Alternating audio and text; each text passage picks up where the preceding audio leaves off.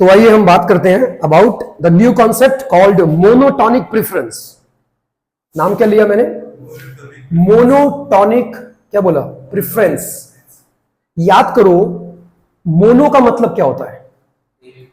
पक्का एक है ना। वो जब आप थे ना 9th 10th क्लास में, तो मैथ्स में था ना मोनोमियल, बाइनोमियल, फिर क्या था? पॉलिनोमियल, ऐसा कुछ था। तो मोनो का मतलब क्या होता है? सिंगल। मैंने वर्ड क्या बोला? Monotonic preference. और इस टर्म का इस्तेमाल आप बार बार कहां करने वाले हो? कौन सी अप्रोच में? कौन सी अप्रोच में? आपने दो तरह की अप्रोच के बारे में पढ़ लिया है। पहला कौन सा था? कार्डिनल। सेकंड क्या पढ़ा? ऑर्डिनल।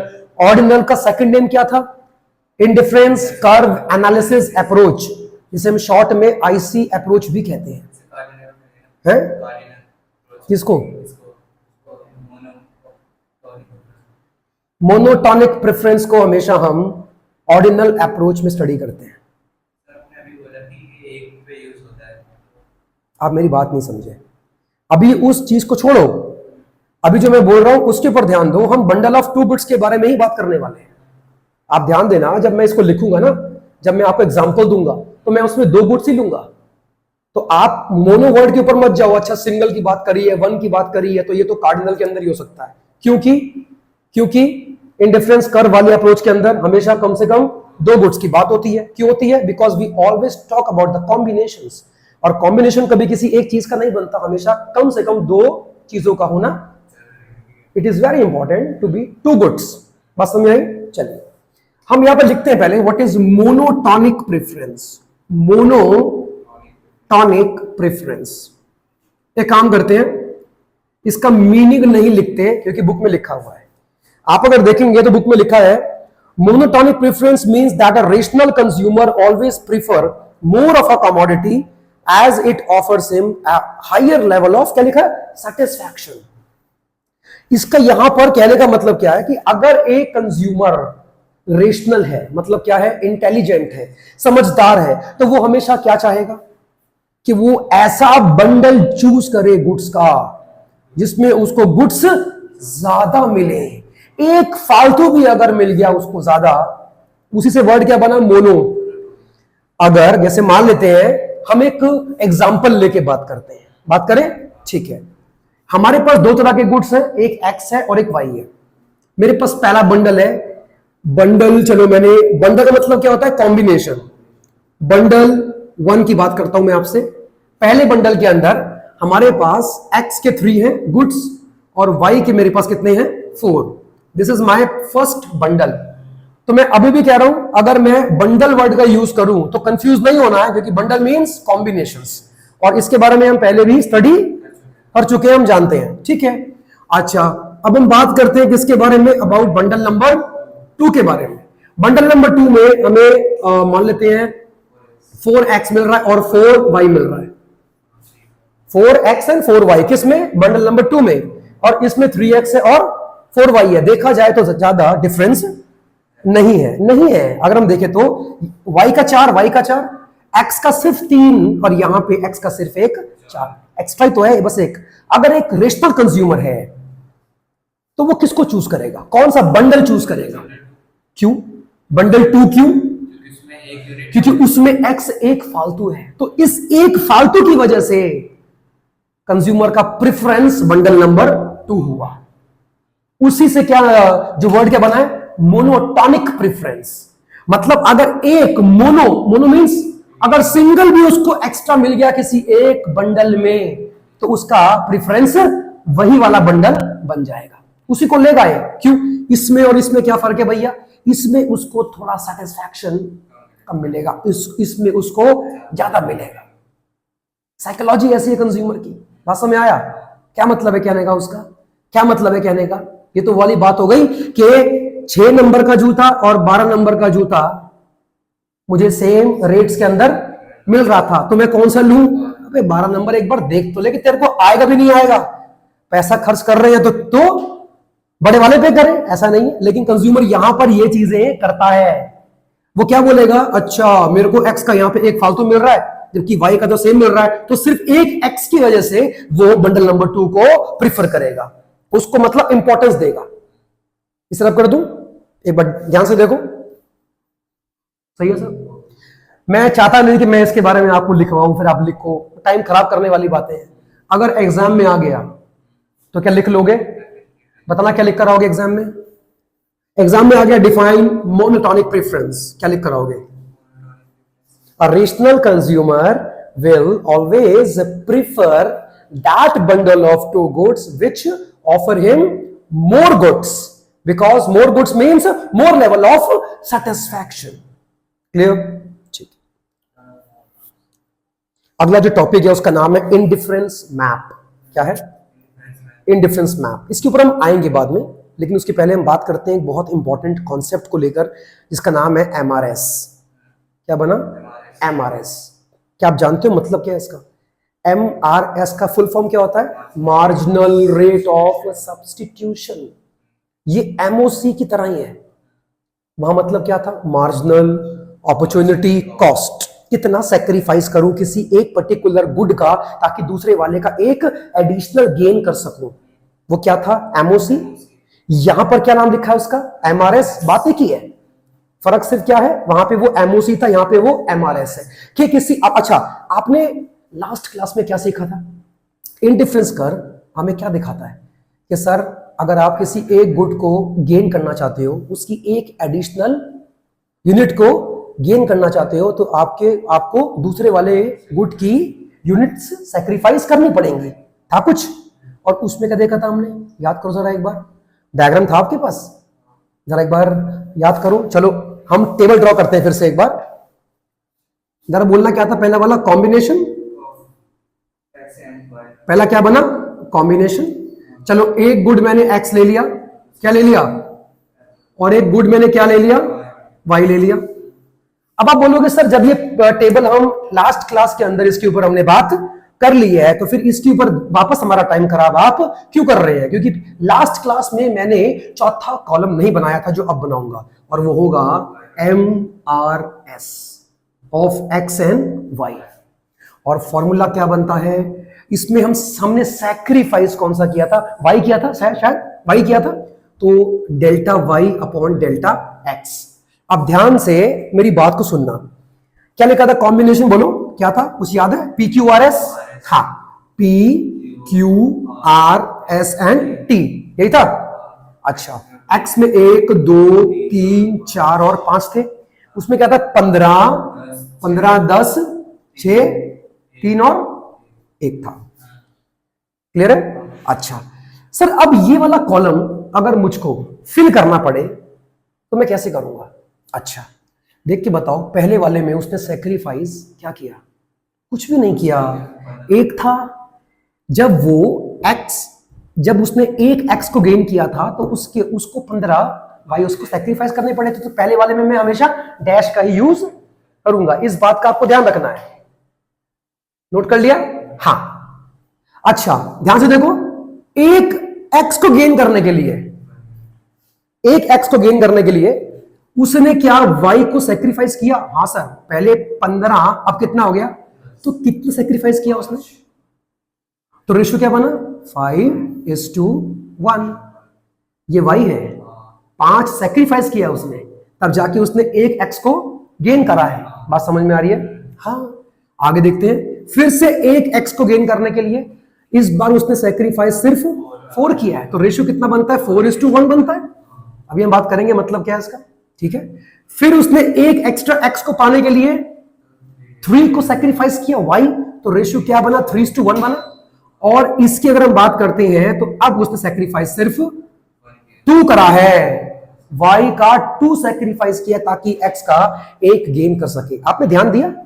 एक्स का जो गेन कर रहा है वो हर बार एक ही कर रहा है, उसके लिए उसको वाई को सैक्रिफाइस करना पड़ रहा है। लेकिन आपने क्या गौर किया सर, जैसे जैसे वो एक्स का कंजम्पशन बढ़ा रहा है वैसे वैसे वो वाई को कम से कम सैक्रिफाइस करने को तैयार है।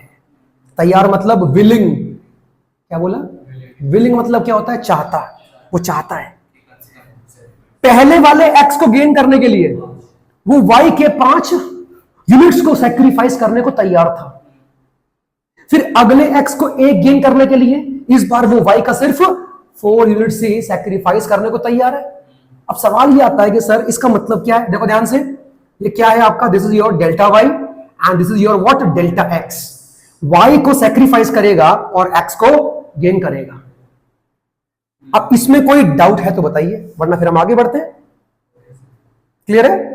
अब मैं आपसे पूछूंगा, ये हर बार सैक्रिफाइस का रेट गिर क्यों रहा है? ये बार बार कम क्यों हो रहा है? जैसे जैसे वो एक्स को कंज्यूम कर रहा है, एक्स से मिलने वाला सेटिस्फैक्शन गिरता ही जा रहा है।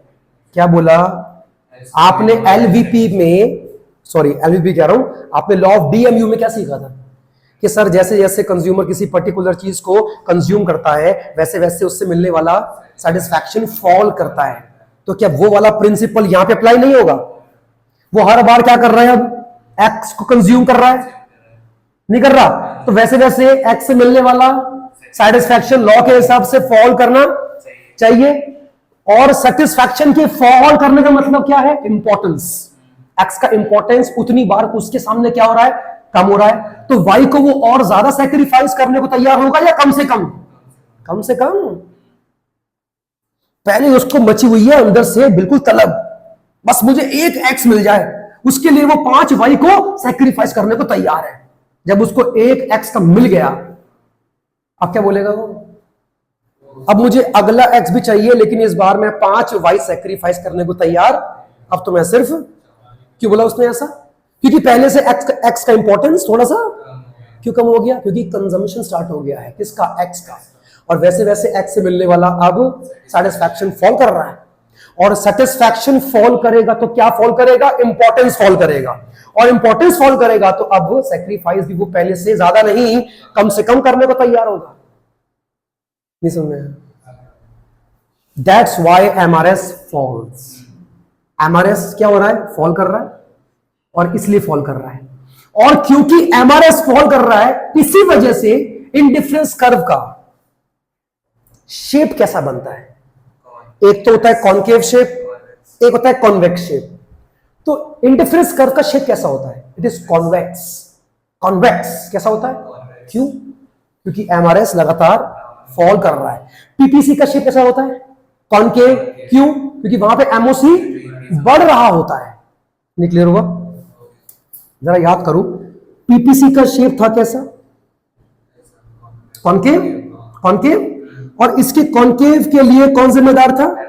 एमओसी हर बार बढ़ रहा था। नहीं क्लियर हो रहा? तो कुछ समझो कि 2 तरह की शेप्स है, बहुत इंपॉर्टेंट है। अच्छा, अब हमने क्या सीखा?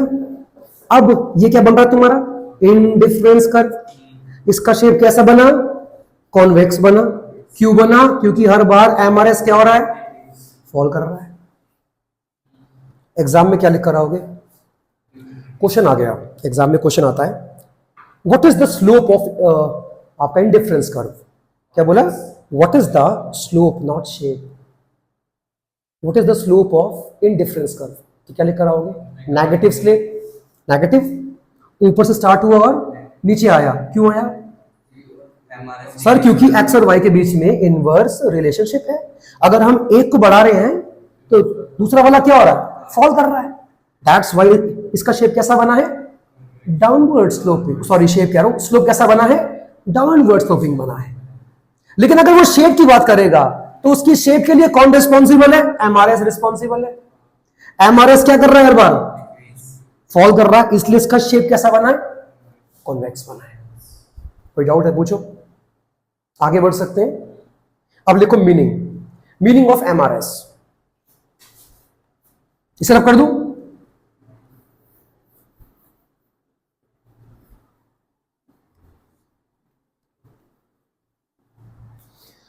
तो अगर हम देखें कायदे से एमआरएस का मीनिंग क्या बना, अगर मैं एक्स वाई को लेके बात करता हूं तो इसका मीनिंग क्या बनेगा? मार्जिनल रेट ऑफ, क्या बोला? सब्स्टिट्यूशन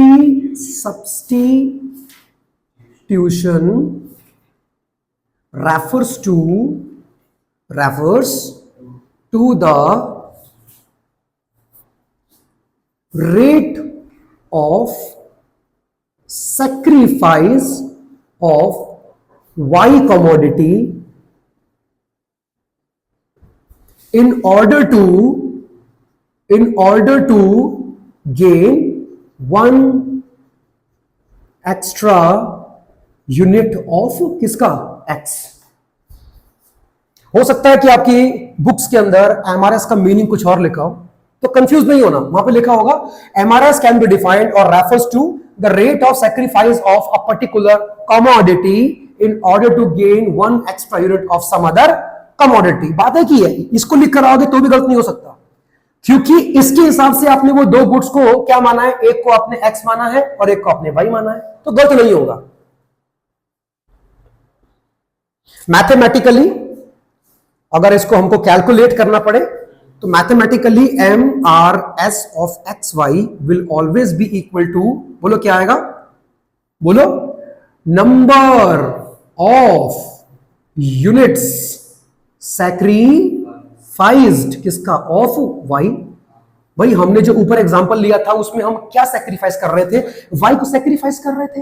नीचे क्या लिखा जाएगा जो हमने गेन करा, number of unit gained of X, या इसको हम सिंपल टर्म्स में delta Y upon delta X भी लिख के आ सकते हैं, change in Y upon change in X. किसमें नहीं, अगर ये लिखा है आपने और अगर आप इस वाले टर्म को एक्सप्लेन कर रहे हो तो आपको इसको लिखना पड़ेगा।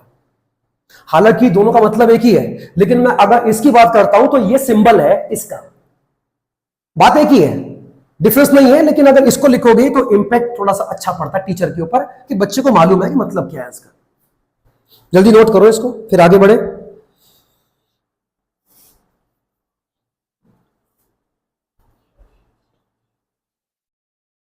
वाह,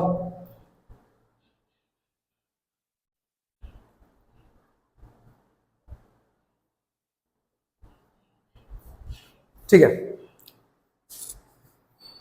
आगे लिखिए प्रॉपर्टीज ऑफ इंडिफरेंस कर्व। और प्रॉपर्टी का मतलब क्या होता है, फीचर्स। हाँ, फीचर पूछो मतलब अगर एग्जाम में क्या लिखा हुआ आ गया, फीचर बताओ, प्रॉपर्टी बताओ, नेचर बताओ, तो इन सबका मतलब एक ही होता है, फीचर की बात कर रहा है। लिखो पहला फीचर है इंडिफरेंस कर्व का। इंडिफरेंस कर्व क्या बोला, इंडिफरेंस कर्व या शॉर्ट में लिखो क्या, IC. IC always convex towards the origin. IC is always convex toward the origin. क्या मतलब हुआ इसका,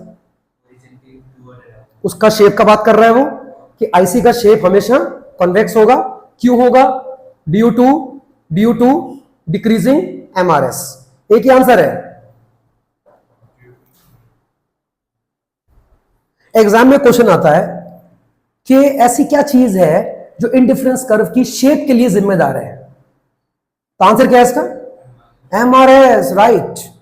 MRS is responsible for the shape of indifference curve, that is convex towards the origin.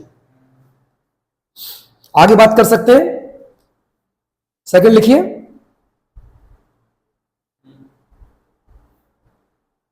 Second लिखो indifference curve slope downwards. IC always slopes downward. IC always क्या लिखा, slopes downwards.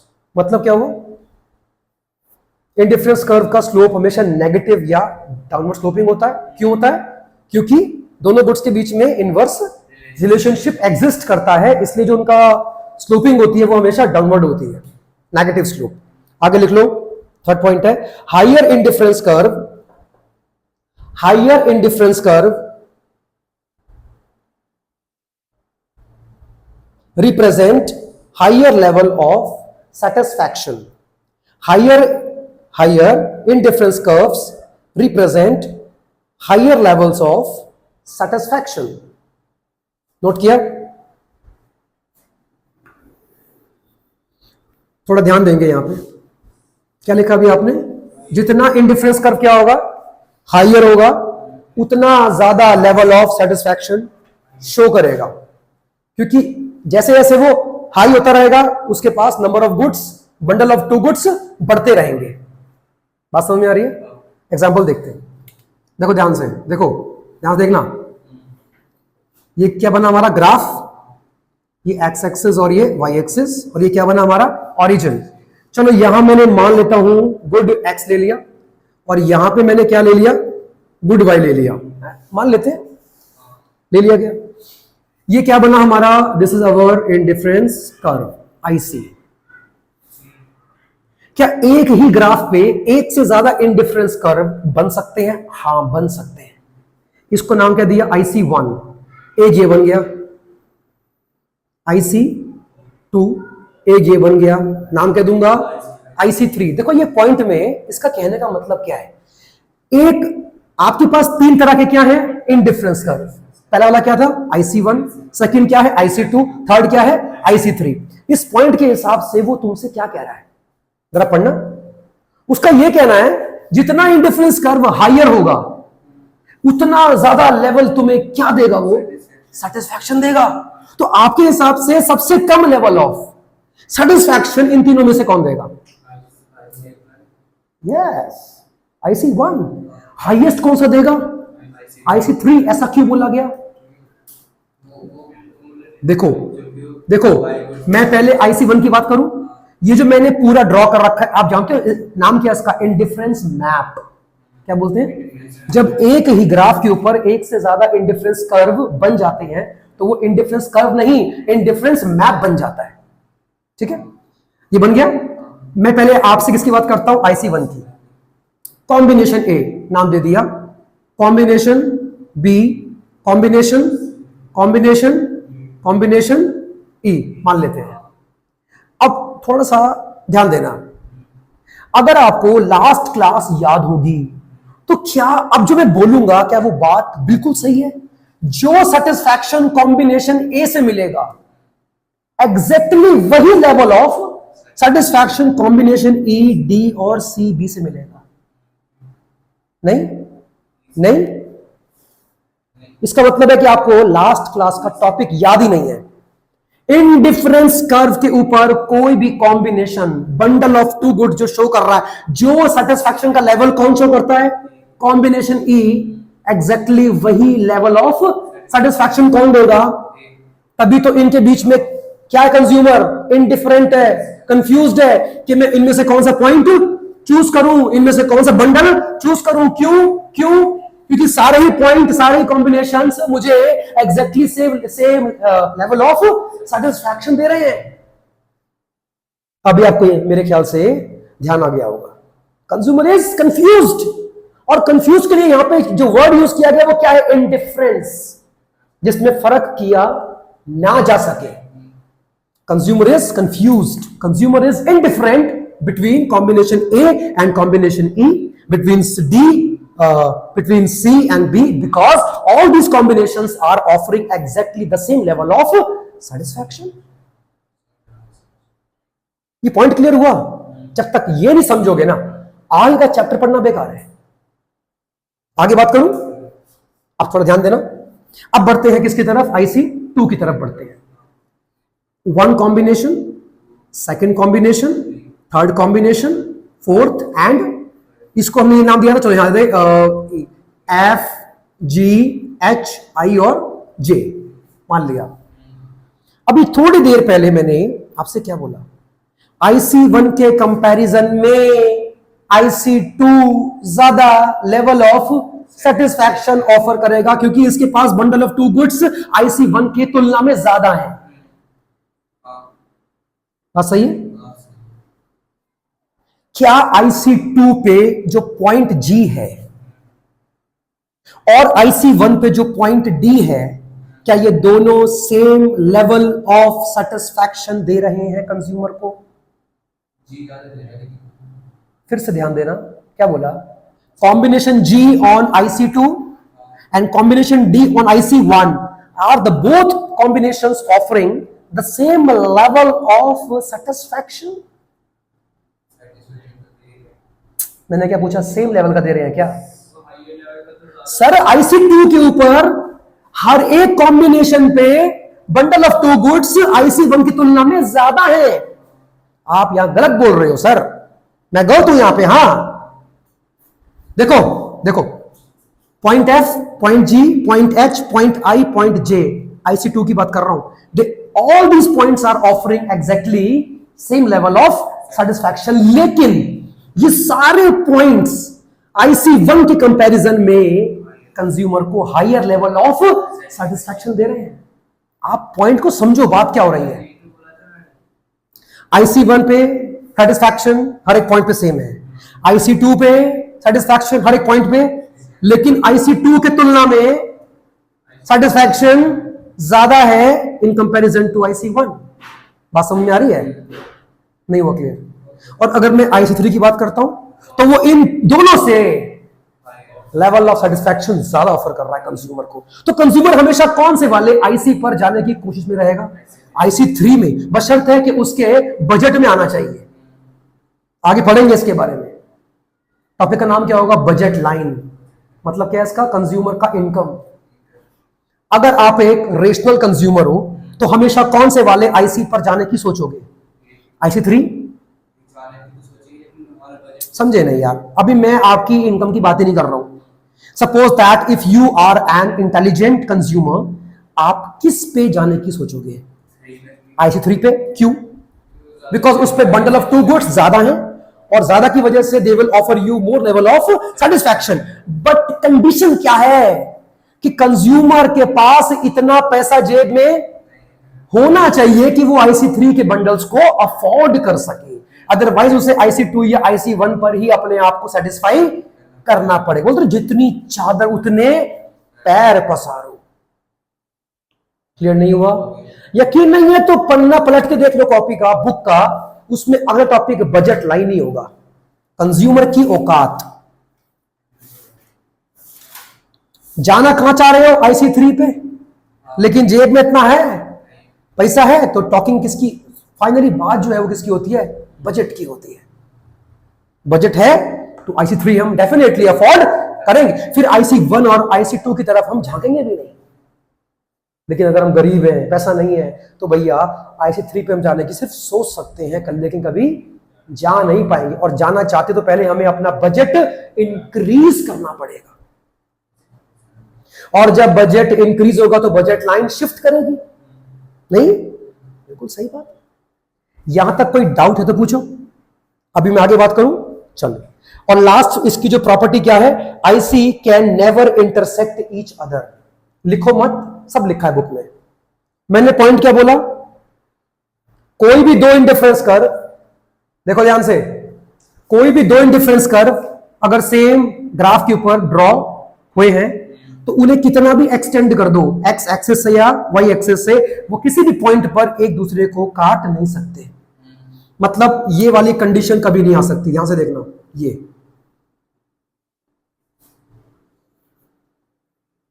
To indifference curves can not even intersect each other at any point. क्यों? Sir अभी क्या बोला मैंने कि IC1 के कंपैरिजन में IC2 पे बंडल्स ऑफ टू गुड्स ज्यादा है, और अगर ये इंटरसेक्ट हो गए तो इसका मतलब है कि इस पॉइंट पे दोनों इंडिफरेंस कर्व पे सेटिस्फैक्शन का लेवल सेम है, जो कि पॉसिबल नहीं हो सकता, क्योंकि जो हायर होगा उसके ऊपर सेटिस्फैक्शन ज्यादा रहेगा हमेशा। तो ये कभी इंटरसेक्ट नहीं है। एक बार चेक करो। हाँ, है? जितने बना लो। मैंने 3 क्यों बनाए? क्योंकि बुक में 3 है। जितने मर्जी बना लो, और IC तब बनता है ज्यादा से ज्यादा जब आपकी इनकम जैसे जैसे आगे बढ़ती है, वैसे वैसे IC की भी संख्या एक मैप के ऊपर आप बढ़ा सकते हो। नहीं है? हाँ, अभी ना क्या हुआ होगा, आपने अपना दिमाग लगाया होगा, बुक में भी 3 है, यहां भी 3 बना रखे हैं, तो क्या 3 ही बनते हैं? 3 नहीं बनते हैं, वो डिपेंड करता है कि आपकी इनकम का लेवल क्या है। बात समझ में आ रही है? रख पा सकता हूं इसे?